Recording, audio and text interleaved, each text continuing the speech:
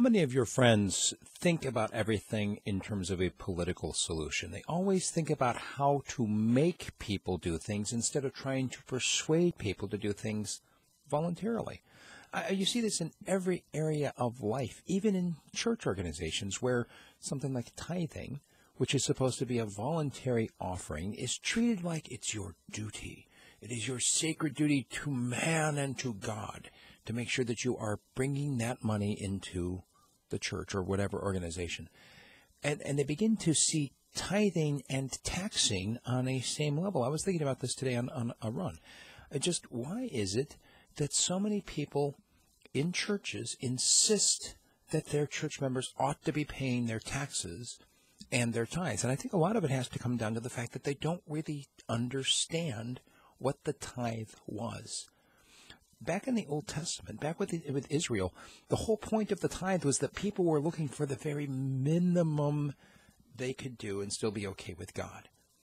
That was the whole point. God rescued these people, brought them out of the bondage and the slavery in Egypt to bring them into a promised land where he was going to take care of them, and he was going to give them each their own vineyard, their own fig tree, give them an abundant life. And as he's bringing them out, I mean, they hadn't even left Egypt yet, and they were complaining about, at least back in Egypt, we knew what our next meal was going to be coming from.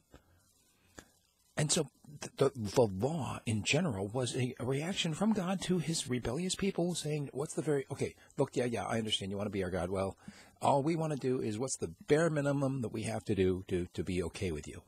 And that's where the tithe came in. It's a tenth. Now, some have argued, well, if you take into consideration all the other sacrifices and this and that, it should really actually be around 24%. Look, it doesn't matter. When the government comes after you for your taxes, they're demanding at least 40%, and in some cases up to 80% of your money, your resources, your time, what have you. The point is, by viewing taxes as somehow God-given, just like the tithe, it's back to this idea of enforcing something on people who do not want to voluntarily do it in the first place. In the New Testament, we see that God loves a cheerful giver, and that people ought to decide what they want to give and do it. And the whole point is that we're not limited to a tenth, nor are we required to give a tenth, because everything belongs to God. And people will raise that question about, well, Steve, are you telling people not to pay taxes? What about Jesus? He told them to pay taxes. Render unto Caesar what is Caesar's. Is that what Jesus actually did? Did he tell people to pay taxes? Look at that incident. Go back and actually really look at it, and look at it carefully, because it was a test. These people were challenging Jesus, and incidentally, look at where the incident occurred, because it was on temple grounds. And they're like, well, Jesus, is it lawful for us to pay taxes to Caesar or not? They were looking for an excuse, either to arrest him or to accuse him of leading a rebellion, whatever. And he blew their minds because he said, well, why don't you, pull out a coin and show it to me? So they pulled out a coin, and he looks at it, and he says, whose picture is on the coin? And they said, well, Caesar's.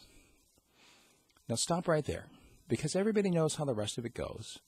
Render unto Caesar what is Caesar's, and unto God what is God's. But think about this. There's an image on the coin.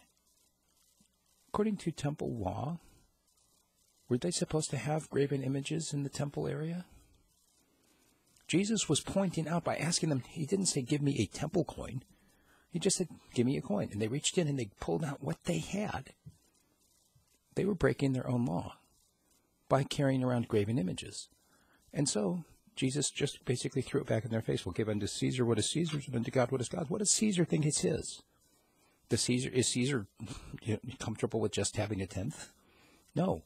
Caesar demands everything from you. Your loyalty, your patriotism, your children to be sacrificed for his wars.